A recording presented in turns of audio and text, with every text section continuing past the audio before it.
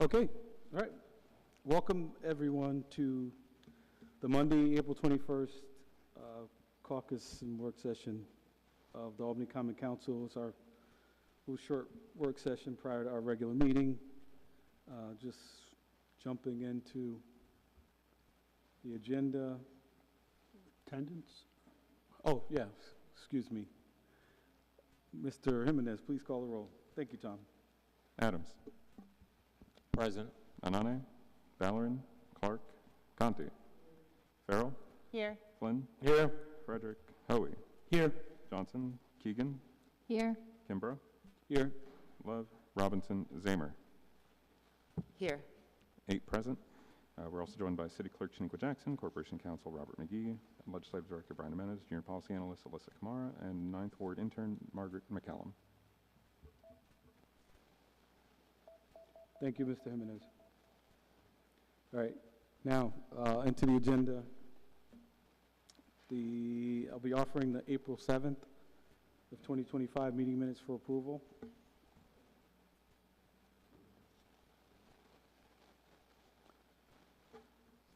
And on to local laws. We're taking up local law J of 2024 as amended by Ms. Keegan,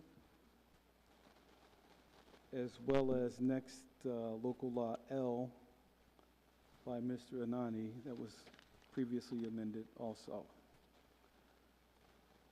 Ms. Keegan's establishes the Department of Engineering, and Mr. Anani's broadens the residency requirement. Next, resolutions. No, we have no ordinances. Resolutions introduced by Ms. Zamer, Resolution 284225, resolution in honor of Holocaust Remembrance Day. We're all co-sponsors on that. Okay, and then next resolution by Mr. Anani is 294225. It's the Earth Day resolution, which again, we all are co-sponsors on that as well.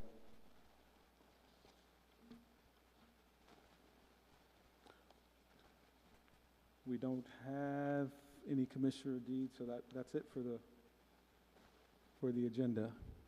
So, anyone have anything they want to discuss in these few minutes we have before the meeting starts?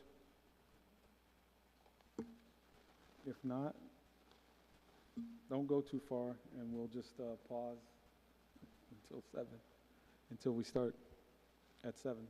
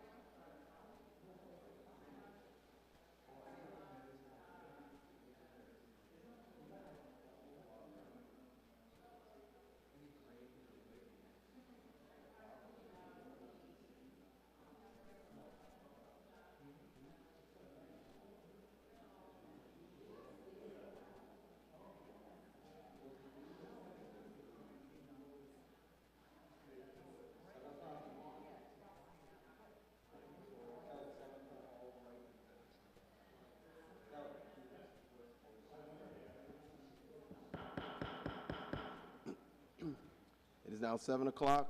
Welcome to tonight's Albany Common Council meeting, Monday, April 21st, 2025.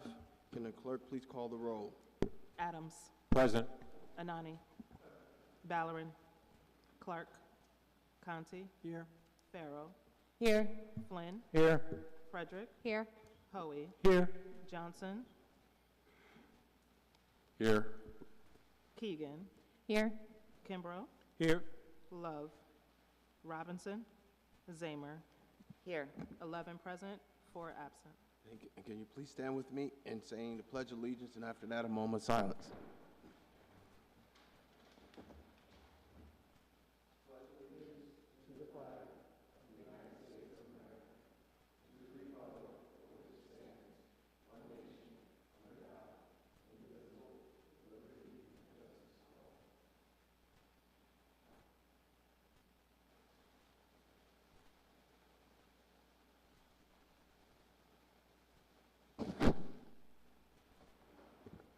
Please be patient with me. I'm dealing with allergies today, as most people are. Some people are. So just be patient with my voice, and if you hear me cough every once in a while.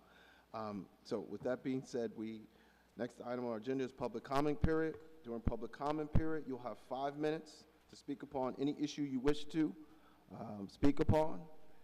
You state your name. For the record, you no longer have to state your address, but just where you live for the record. Also, there will be a green light saying go. Yellow light means you have 1 minute remaining, and the red light means conclude your comments. At public comment period, council members cannot answer any of your questions or respond to your statement. If they feel the need to do so, they will do so at a later part in the agenda. So with that being said, can the clerk please call the first speaker? Rick North.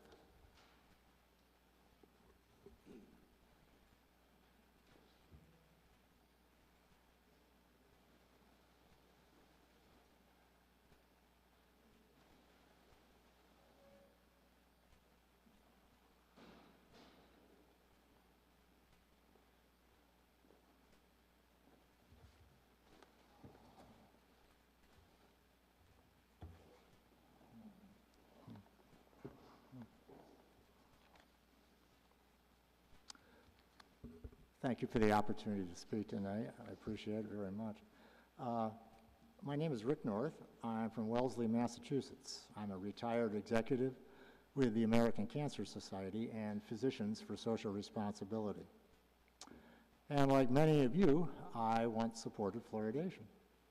And like many of you, I trusted the CDC, the American Dental Association, and local health officials that followed them. But once I researched the subject, I discovered I had misplaced my trust. The health risks are so serious that I've been a volunteer opposing it for the past 14 years all over the country. I have a lot of family and friends in Albany, so this is personal. And I did want to tell you a personal story too, as long as I got 5 minutes. When I turned 65, I went on Medicare, so I needed to change dentists. So I went to this new dentist, and he looked at my mouth. I happen to have very strong teeth, very few cavities. And so he looks in my mouth, and he says, well, I can tell you didn't grow up around here, did you? And this was the Portland, Oregon area, which did not fluoridate. So I said, well, you're right. I did not grow up around here. And I said, how'd you know that? He says, well, we're not fluoridated, and you've got really strong teeth. I said, you know what? I grew up in a town that wasn't fluoridated either. And he didn't skip a beat, and he said, well, I guess you picked your parents pretty well then, didn't you? So all of a sudden, it wasn't fluoridation then, it was genetics. So anecdotal experiences are fine as far as they go.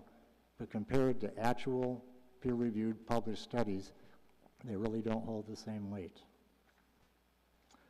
To recap answers to your previous questions from 2 weeks ago, first, fluoride is a drug as defined and regulated by the FDA. You've all got this right here. It is a drug, of course it is. Second, data for the New York State drafts showing no effectiveness came from the State Department of Health. And third, 8 different studies found IQ loss at levels in fluoridated water or their equivalent. So let's talk about trust. You've all heard that fluoridation reduces cavities by about 25%. This figure comes from the CDC.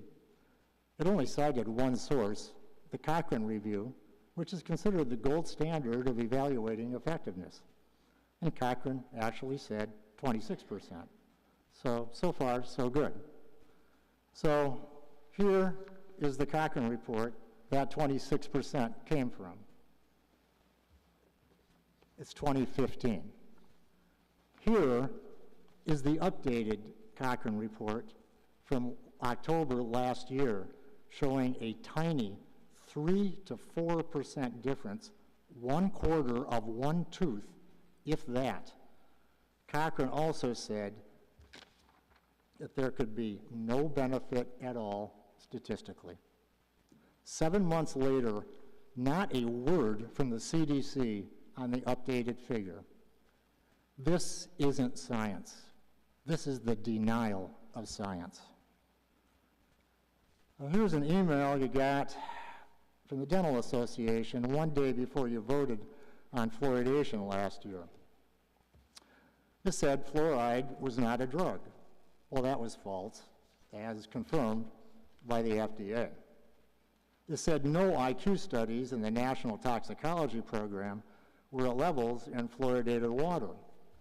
Well, that was false. Here are just 3 of them. It also said, quote, the fact that anti-fluoride activists have sued the EPA does not imply the lawsuit has any merit. Well, it not only had merit, it won, hands down, based directly on the science. You received an FAQ on the federal court's ruling that fluoridation, quote, poses an unreasonable risk of reduced IQ in children. How can you trust the CDC ADA safe and effective soundbite? You can't, because it's all right here in black and white, all a matter of public record. Both the updated science and the lawsuit ruling reject fluoridation. To regain the public's trust, take back your previous vote Your time is and up, sir. restore trust, the last sentence. Restore the public's trust for the safety of Albany's mothers and children. Thank you, sir. Thank you. Thank you. Can the clerk please call the next speaker? Patricia Pierce.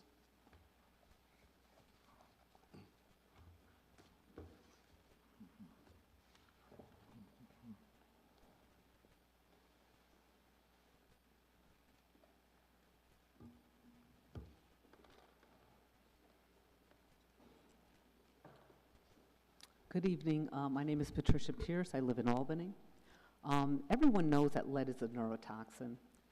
It can cause irreversible harm to the brain. As the City of Albany's website states, quote, the children of women who are exposed to lead before or during pregnancy can have decreases of IQ and attention span and can lead to new learning and behavior problems, unquote. Albany recognizes lead's threat and reimburses costs for lead service line replacements. There's also a consensus that ingested fluoride can cause irreversible harm to the brain. The only question is at what level? I'd like to quote 3 experts. Dr. Christine Till is a senior scientist at York University. She was a lead author on the landmark Canadian study linking fluoride to IQ loss, equivalent to fluoridated water in the U.S. She said, quote, 4.5 points is a dramatic loss of IQ, comparable to what you'd see with lead exposure. Dr. David Bellinger, professor at Harvard School of Public Health and nationally recognized expert on neurology, said, quote, it's actually very similar to the effect size that's seen with childhood exposure to lead. Dr. Dmitry Christakis, a Seattle pediatrician, is the editor of the Journal of the American Medical Association Pediatrics, one of the most highly respected in the nation. Referring to fluoridation shown in a very strong study he published, he said it has, quote, an effect size which is sizable, on par with lead. He also said in the Washington Post, quote, I would not have my wife drink fluoridated water if she were pregnant. Finally, on May 1st, 2024, the first U.S. study on neurotoxicity was published. Based in fluoridated Los Angeles, it found that children of mothers with higher fluoride levels during pregnancy had double the risk of several neurobehavioral problems, including anxiety, depression, and symptoms linked to autism. It was the 10th consecutive study funded by the NIH linking higher fluoride to neurotoxic harm. So on one hand, Albany is doing everything it can to reduce lead, a known neurotoxin, in drinking water, but on the other hand, the council has proposed adding another known neurotoxin, fluoride back into the drinking water. This doesn't make any sense. You did not have much of the scientific information before you voted the first time. You didn't have the federal court lawsuit ruling that found that fluoridation, quote, poses an unreasonable risk of reduced IQ in children. Now you have it. Are you going to act upon it? We again ask the council to immediately withdraw the legislation to fluoridate our water. We have got to protect our citizens, especially the low-income families who can't afford to buy expensive filters to protect themselves. They have no choice. This is wrong. We also ask you just to keep an open mind. You know, we've given you a lot of information. If you could just review that. We've done our homework, and we care about, the people in Albany and, children, the poor. So we just ask you guys to keep an open mind too. Thank you. Thank you. Can the clerk call next speaker? Tom Ellis.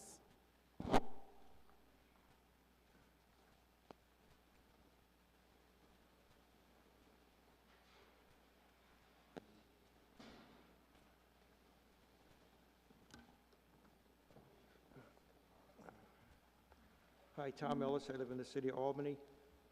Nice to see you all. Hope you're enjoying the nice weather. I wish the wind would die down a bit. I talked to the traffic safety person who works at North Main and Allen Street today. She told me that many, many kids walk through that intersection every day, and she'd like to see a speed limit 25 sign on each side of Washington Avenue as the cars approach that intersection, so that the drivers can be reminded that the speed limit is now 25. She says it's a very dangerous intersection, and I've seen that myself. When I spoke here in March, I explained why not every person will be injured by water fluoridation, but that it is possible to use widely accepted statistical methods to determine that some people definitely will be harmed, even if it is difficult or impossible to identify precisely who is injured. On April 7th, I mentioned that nearly everyone in Europe drinks water without fluoride, and I also that putting fluoride in the water supply is a forced medical treatment that violates our well-established rights. We are guaranteed the right here in New York to refuse medical treatments we do not desire, and we also are required to sign consent forms for medical treatments we do desire. Another aspect of community water fluoridation is how would Albany residents, how could they be sure that they're getting the correct amount of fluoride if it's put in the water? How much water should a person drink each day to get the recommended 0.7 parts per million dose? It seems that a person who drinks 80 ounces of water daily would receive twice the fluoride as a person who drinks 40 ounces and 1/2 as much as a person who drinks 160 ounces of water. Does this matter at all? We all drink differing amounts of water, and many drink more in the summer than in the winter. Athletes, including student athletes, may often consume more water than non-athletes. Children may drink more water on hot days than on cold days. Can a person unknowingly drink so much fluoridated water that it causes harm? Another issue here concerns the weight of the water drinker. Should a 25-pound child drink as much fluoridated water as a 100 or 200-pound person? Will young children receive proportionally much higher doses than teens and adults at a time when their little bodies are much more at risk from toxins? Another issue is the age of the water drinker. Should a 15-month-old toddler whose body is growing much more rapidly than his 6-year-old sister or 30-year-old mother drink proportionally less fluoridated water than the sibling or mom? How many people keep track of how much water they and their children drink? I know a few do, but I doubt very many do. In a 2009 letter, Dr. Arvid Carlsson, a Swedish neuropharmacologist who won the Nobel Prize in Medicine, wrote, quote, "Fluoridation is an obsolete practice. It goes against all principles of modern pharmacology. The use of public drinking water supply to administer the same dose of fluoride to everyone, from the infant to those who consume copious amounts of water, such as diabetics, goes against all principles of science because individuals respond differently to one and the same dose. and there are huge variations in the consumption in this drug, end quote. People also get fluoride from foods and other beverages, and some from toothpaste. Should a person who uses a fluoridated toothpaste also drink fluoridated water? And if so, how much? And how do they calculate how much? The point I'm getting at is that the correct dose of fluoride, if there is such a thing, is a complex calculation, and it's been poorly explained by this council and your experts. It is probably difficult or impossible for most people to determine how much fluoride they are consuming from the various sources each day. And finally, here I still have a minute. I'm going to give you a copy of a letter. It was sent on December 20th, 2000 to Congressman Ken Calvert, and it was signed by Melinda K. Plaisier, Plaisier, Assistant Commissioner for Legislation at the Food and Drug Administration. And she says here, this is a quote, fluoride when used in the diagnosis, cure, mitigation, treatment, or prevention of disease in man or animal is a drug that is subject to the Food and Drug Administration regulation, end quote. Thank you. Thank you. So I'd like this to be included in the record of this meeting. Thank you. Russell Ziemba.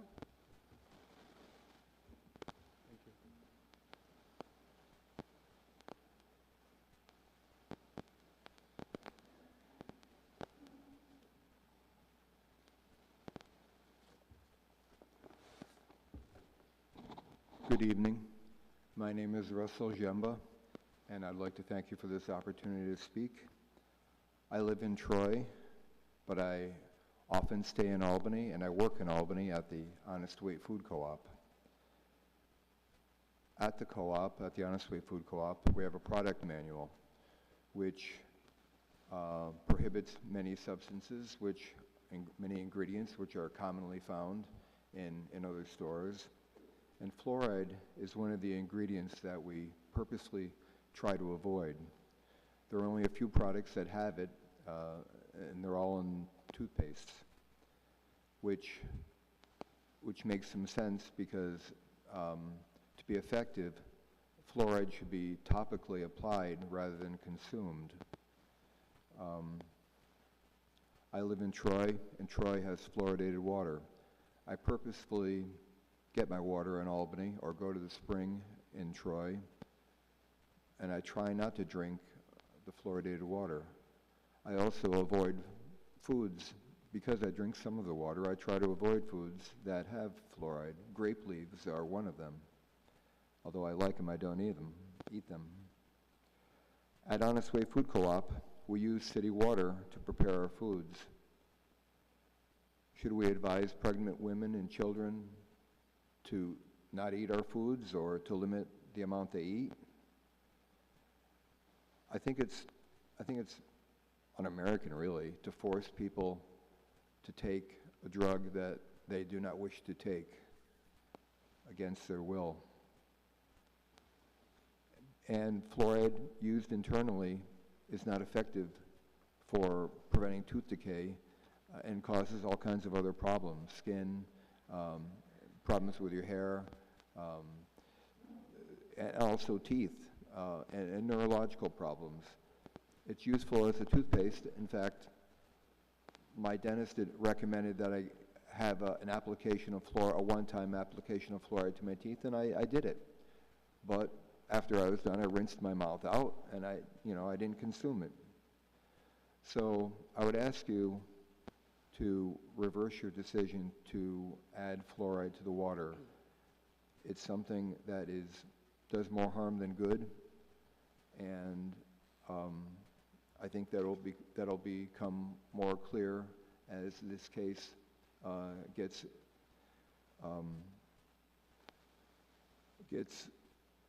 as the EPA responds to the ruling in this court case. I don't think they're going to challenge it, and I think you'll see some changes in policy. Thank you. Thank you. This is the final person signed up for tonight's public comment period, so public comment period is deemed closed at this time. And now we'll move on to approval of minutes from previous meetings from April. Mr. Kimbrough. Thank you, Mr. President. I offer the April 7th, 2025 meeting minutes for approval. Second? Thank you. All those in favor? Aye. Aye. Those opposed? Motion passes. Moving on to local laws. We're moving on to local laws held. Ms. Keegan? I noticed local law J of 2024 as amended and ask for its passage via roll call vote. Thank you. Can the clerk please read the local law? A local law amending Article 3, Executive Branch of the Charter of the City of Albany and various provisions of the Code of the City of Albany in relation to the creation of the Department of Engineering and positions of Commissioner of the Department of Engineering and prescribing the duties thereof. Discussion on this local law. Ms. Keegan? Thank you, Mr. President. I am so incredibly happy about this. This has been several years' worth of work with the administration to really start to ensure that we have some common sense decision-making happening between our city departments, particularly when it comes to planning our roadways and prioritizing pedestrian and cyclist safety along our roadways, which was part of the emphasis and drive behind the creation of this department. But it has also led to streamlining of other components of city government that has led to cost savings for our taxpayers. And so I'm incredibly proud to have gotten this done. I still want to address our parking issues, but I agreed to pull that part out of the legislation so that we could get this through and so the Department of Engineering could begin to function and do all of the things that we intended to do. So thank you so much. Any further discussion? Seeing none, can the clerk please call the roll? Adams. Yes, co-sponsor, please. Anani. Yes, co-sponsor, please. Conti. Yes. Farrell. Yes, co-sponsor, please. Flynn. Yes, co-sponsor. Frederick. Yes, co-sponsor, please. Hoey. Yes, co-sponsor, please. Johnson. Yes. Keegan. Yes. Kimbrough. Yes, co-sponsor, please. Zamer. Yes, co-sponsor, please. 11 in the affirmative. Local law passes. Continuing on with local law held. Mr. Anani? Thank you, Mr. President. I noticed local law L of 2025 and ask for its passage on the roll call thereon. 2024 and ask for its passage on the roll call thereon. As amended. Thank you, sir. Can the clerk please read the local law? A local law amending Article 1, employee residency requirement of Chapter 62, Labor of the Code of the City of Albany in relation to broadening the employee residency requirement. Discussion on this local law. Mr. Anani? Yeah, thank you, Mr. President. This local law will modify the residency requirement to allow department heads to hire employees who live outside of Albany and other parts of the capital region. Quite frankly, the past couple of years has been difficult for many city officers to fill vacancies within the city of Albany and even the county. County even struggle to hire individuals within their own county, and I think that the past couple of years has been really difficult, and this law would broaden the pool of qualified applicants by allowing prospective qualified employees to live outside of the city. Short staffing has been a chronic issue for our city, which quite frankly has increased the workload on our existing workforce, as well as cause higher overtime costs for the city. The past couple of years on this council, we thought that the reason why a lot of people didn't want to work here or morale was down was because of the pay. And we passed the pay study legislation, we've increased it, but we are still having some challenges with hiring, and I believe that this is a step in the right direction. I believe that this legislation is a common sense approach to make it more flexible for potential applicants to apply for positions, the university requirement being too much of a barrier. This legislation also still gives priority to city residents for jobs that require a competitive exam. This bill requires the city to create a preferred certification list, and those who live outside of the city will not be considered for those roles until that list is exhausted. This bill will still require department heads to live in the city of Albany. And some of the amendments that we made during the committee is that we put a sunset provision. So this legislation, this waiver is going to expire on December 31st of 2028. I urge my colleagues to support this legislation. I believe that is a step in the right direction until we figure out more moving forward. Thank you. Ms. Farrell. Thank you, Mr. President. Thank you to my colleague, Councilmember Anane, for working through this and including having the sunset in here. I should say first and foremost that in my heart, I do not agree with this legislation. I think that having people that work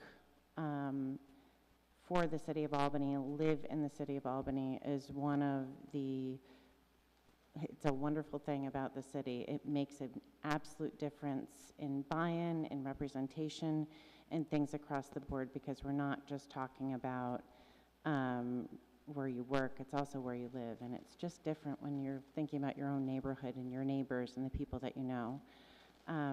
However, we are in a clear hiring situation that there's just no way to work around it. It's also with the cost of housing rising so dramatically, it's hard for people to make the choice to relocate when they can't even buy a house.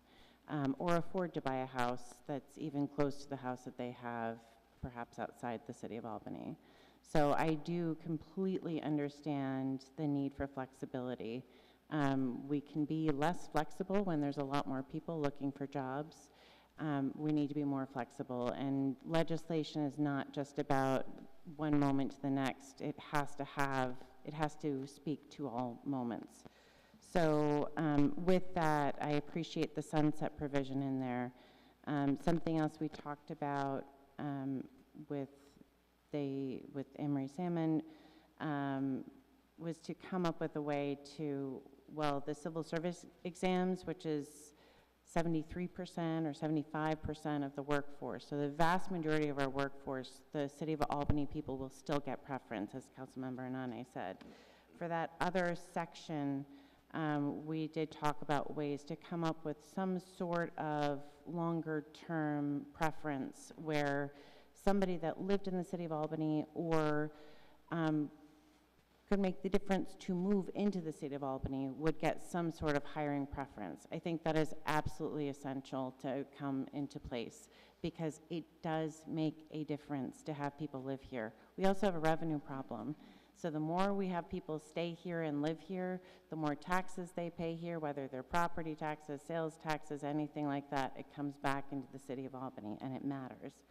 But I also want to strongly reiterate that I think it is incredibly important that in this next upcoming budget, we have to have something in there that gives a financial incentive to the people that already live here and that might make the choice to live here.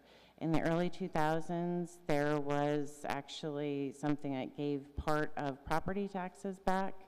I think something like that could be great, whether it is, or some sort of bonus, something along those lines. And I do understand that we have a lot of union contracts. We've done it before as a council when we did, I did the living wage legislation where we raised the pay of the lowest paid people so they got a living wage. And we got pushback on that we couldn't do that with unions. You absolutely can provide a benefit to an employee apart from their union contract. So I'm stating this officially that I strongly believe that there needs to be incentives for the people that live in the City of Albany and that are making the choice to work and live here. They should get a financial incentive. So thank you. I will be voting yes on this, but I will also be mentioning the financial piece and the hopefully upcoming legislation in the future, because I strongly believe that as many employees as we can have live in this city, we will be better for it, and we are better for it now. Thank you. Mr. Hoey. Thank you, Mr. President. I do want to commend my colleague, Councilmember Anane, for bringing this up. I think this is probably the most important legislation for us right now at this time. And I agree with Councilmember Farrell. We really need to come up with incentives to encourage people to live and work in the city. It helps all around as far as transportation, having people part of the community. It's just the right way to do things. So I hope that the administration can come up with some way to offer incentives for people who decide to stay in the city. Thank you. Mr. Khan? Oh, did I? Mr. Johnson? Sorry, I thought it was. Thank you. You know, I will be supporting this, but we have to have the real conversation about having some type of oversight on making sure that this doesn't exclude people from Albany. And I hear all of the conversations, but we don't need to have incentives. We just need to fix what's going on in the city of Albany, the violence and the issues that we are dealing with as a city is making people rather reluctant to move to the city of Albany. And I think that I want to get to the point where we don't hear that each department is working in out of a deficit. I think that some of my friends that work for the city have been overworked for years, and when we did that pay study, their lives changed drastically with the increases. So we have done our part as a council. I just think that we need to be mindful when we start open up the doors for the floods, the gates to be flooded with people in these towns that continuously come in the city of Albany each day, and they make a hefty pay and they take it elsewhere. We have saw, you know, we've been watching that all our lives. People move out of the city, and it's hard to get some of those people to come back. So I just, I'm gonna support the resolution, but I hope that we have some type of oversight on this to make sure that we don't create and open up another Pandora's box. Thank you. Mr. Conti. Thank you, Mr. President. And I'll be supporting the local law tonight as well. I think it's something we probably have to do considering where we are right now, but let's be clear, we are always better off when the employees of the city live in the city and have a stake in the city and in the neighborhoods that we all represent. But I just want to note, in opening, in relaxing the residency requirement to opening the, you might say, widening the labor market to non-residents, we're also opening the door for current employees who are residents who might decide to leave.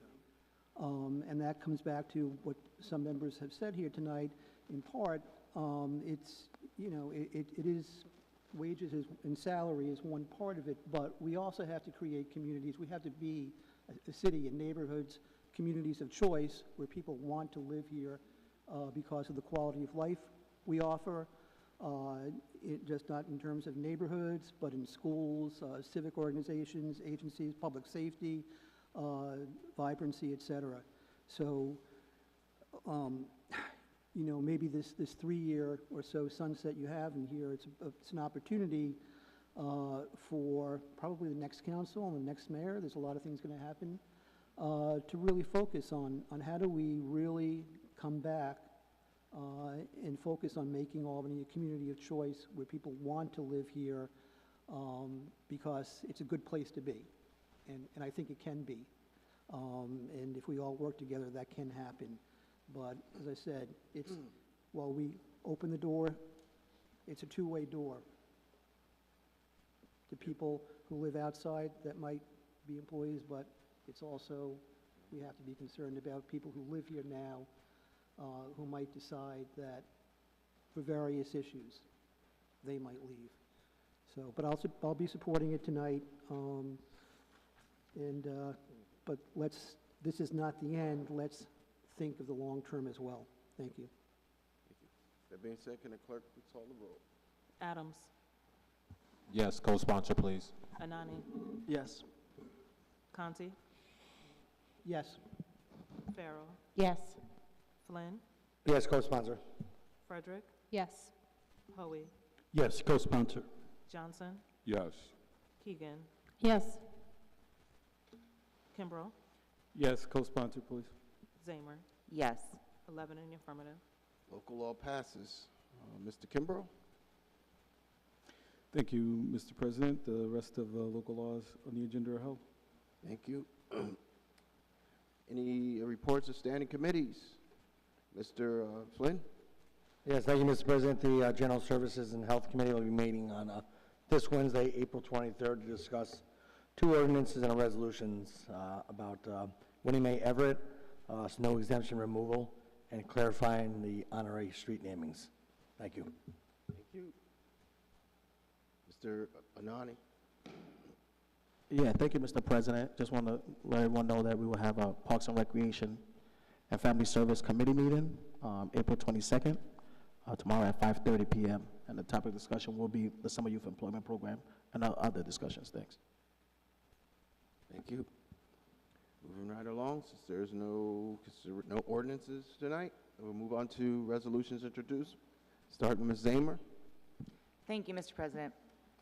I introduce Resolution 284225R and ask for its passage.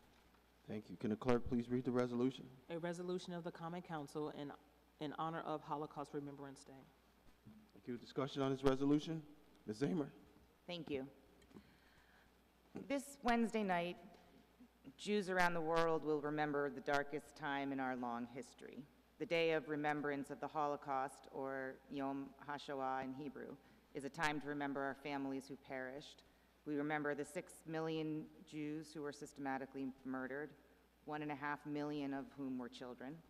We remember the non-Jewish victims as well, Roma and Sinti people, people with disabilities, gay people, dissidents, and that's just to name a few.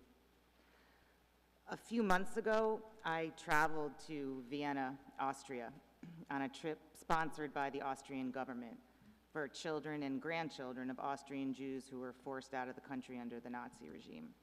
My grandmother was born in Vienna, as I've told you before, and lived there until she was forced to escape at the age of 16. In 1938, when the Nazis took control of Austria, it had become impossible for Jews to live in Vienna. Among an endless list of restrictions, Jews were subjected to curfews, short windows of time during the day that they were allowed outside without being arrested. Eventually, it became illegal for Jews to be out in public at all, and they risked arrest and deportation for walking outside their homes. When we found the apartment my grandmother grew up in Vienna, I could only imagine the fear that my family endured from inside the walls. I remember my great-aunt, my grandmother's sister, telling me about the time they watched out that window, the window of that apartment, a parade on the boulevard below with Adolf Hitler at the head of the line. Standing there outside that apartment with my mother and my uncles, my grandmother's children, was surreal. A difficult mix of emotions to explain, profound sadness for what my family experienced, but at the same time, satisfaction, defiance even, that we were there, out in public, open reminders to Jew haters everywhere that we not only survived, but we thrived. I tell you about this to illustrate the fact that the Holocaust is not some abstract page of ancient history for me or for many Jews. It was not that long ago. And it's no surprise that Jews today pay close attention to their governments, to the narratives playing out in various media, to political leaders who flout the institutions designed to keep us safe. Deporting human beings from our country without any due process, without evidence or charges brought against them, is wrong. The Jewish community is profoundly attuned to this. I would never compare our government to the Nazi regime.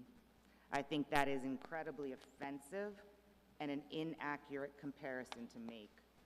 What the Nazis did over time stands alone, a level of Jewish hatred and horror that was cultivated using centuries, millennia of uniquely anti-Semitic rhetoric.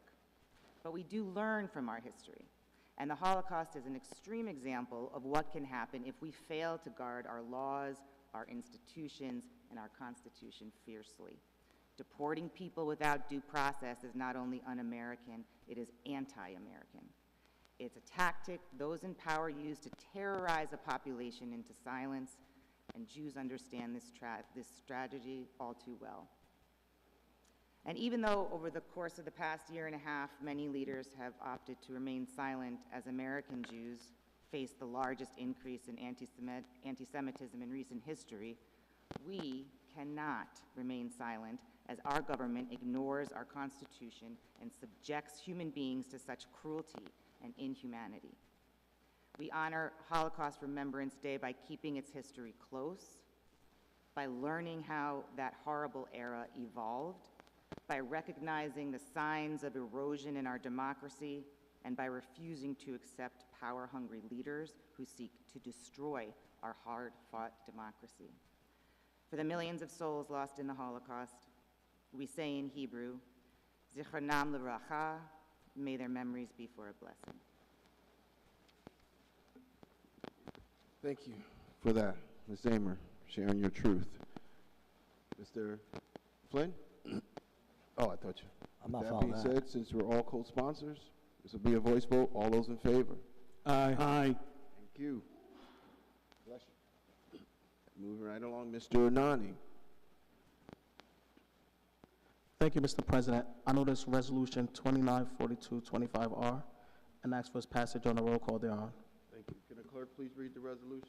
A resolution of the Common Council declaring April 22nd, 2025 to be Earth Day in the city of Albany and commemorating the 55th anniversary of Earth Day.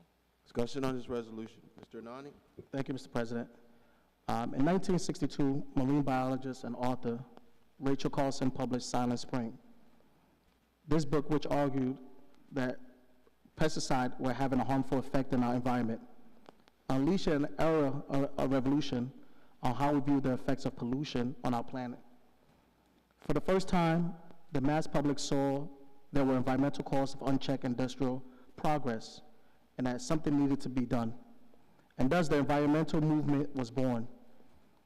As more people understood the impact of unchecked industrial growth and pollution, more people began to demand action, culminating in the first Earth Day celebration in 1970, where 20 million Americans came out to demand environmental reforms.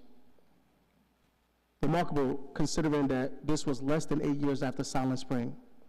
A year after that first Earth Day celebration, the Environmental Protection was formed, and other legislations like the Clean Water Act, the Clean Air Act, as well as Endangered Species Act, changed the way we view the environment. Today, when we see the current White House looking for ways to weaken the EPA and other landmark environmental regulations, we should look back at history of how our environmental movement was started, with one idea that spread among the masses who demanded it, and the millions to take action. Let's use this Earth Day to show that we are willing to defend our environment and preserve the policies that help us do so. Because after all, this planet is our only Earth to live in, and in this great world that we live in, we have to make sure that we protect it because there is no plan B.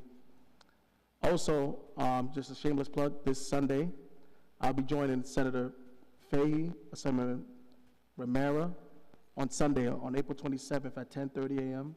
at Richfield Park for our annual cleanup, our community cleanup. And at 12 o'clock, we're also going to have a barbecue as well. Thank you. Any further discussion? Assemblywoman Romero. Any further discussion? Seeing none, since you're all co-sponsors, we'll do another voice vote. All those in favor? Aye. Aye. Resolution passes. Mr. Kimbrough. Thank you, Mr. President. The rest of the resolutions on the agenda are held. Thank you. Miscellaneous unfinished business. Mr. Adams. Thank you, Mr. President, and I'll try to be quick, but I definitely need everyone's attention because this is going to be an important topic to discuss and bring up. First, I just wanted to start with thanking the Safe Water Albany with coming in and addressing the concerns that they have mentioned. Again, as they are coming in and providing the council with updated information in regards to studies and rules that have been passed recently. I think it's something, again, that we should keep an open mind open. This is information that we did not have in our previous conversation when we passed this. We're just asking for time to allow people in the community to voice their concerns, to make sure that the council is aware of their concerns, and if there are, or if there is an opportunity to work with the sponsor to try to amend or correct some of the legislation that was presented, then that would be greatly appreciated. The group wants to present some information to the council or to the committee that I think would also continue to be informative to this group or to the council. So again, hoping that we can try to find a way to allow this group to present information to the rest of the body for everyone to have an accurate understanding of how fluoride can affect people's bodies. Again, I know everyone wants to get out of here, but the second important thing is a very difficult conversation. Recently, I got information from private developers along with bankers and investors here in the capital region who have made it very clear and have stated that they are not going to do any development or business here in the city of Albany.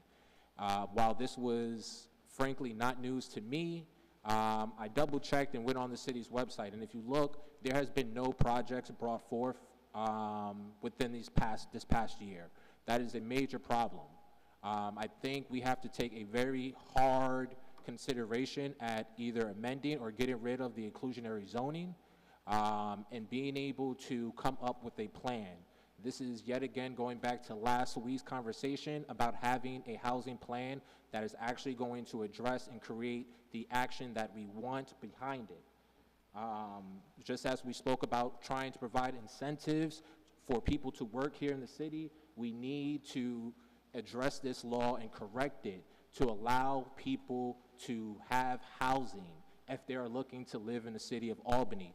I understand that we had good intentions behind this legislation, but to be honest, this went way too far, and before it goes either further, we need to address this. We should not put this on the next council. This is something I believe we should act on quick. This is a conversation that has to be pushed in our planning department. This is also a conversation that has to be pushed in our Housing and Development Committee, because we need to get developers back to the table. We need to get those investors back to the table. The people who are having these conversations about the city of Albany and its development, we need to get them into City Hall and have these hard conversations to figure out what we can do, what deals we can make, what incentives that we can come up with to bring development back to the city of Albany. We're losing a lot.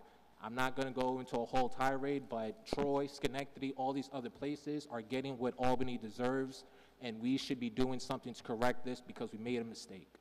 Thank you. On 2 points, Mr. Adams. Your first point, you do have committees. You need to talk to the chair of the General Service Committee. I wish council members would use their committees.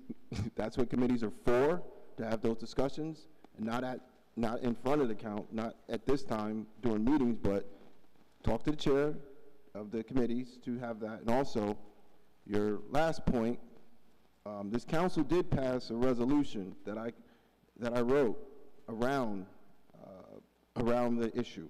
This council did pass the resolution. It had an ad hoc committee in it, but it went to the housing committee. So you need to talk to the chair of the housing committee and bring people in. And in that resolution, it did talk about incentives as well. So you guys have to, you pass something, now make it work. And that's what we have committees for. So my suggestion would be to go to the committee chairs and talk to the committee chairs about setting up those meetings so those discussions can take place and move things forward. Absolutely, and just to comment back, I had to bring in here because we have everyone here. I can directly talk to the individual committee members, but this is such a big issue that we all need to really reconsider, take the time to look at this, and if it has to be an open discussion, as I just brought it up, so be it, but hopefully we can get some action behind this and we can get our committee to really move on this, because again, this is a very important thing that I don't think we should put on the next council. We need to try to address it as quick as possible. Thank you all. And with that, in remembrance of Pope Francis just passed, we'd like to adjourn with a moment of silence. Okay, motion to adjourn? Yeah. Thank you.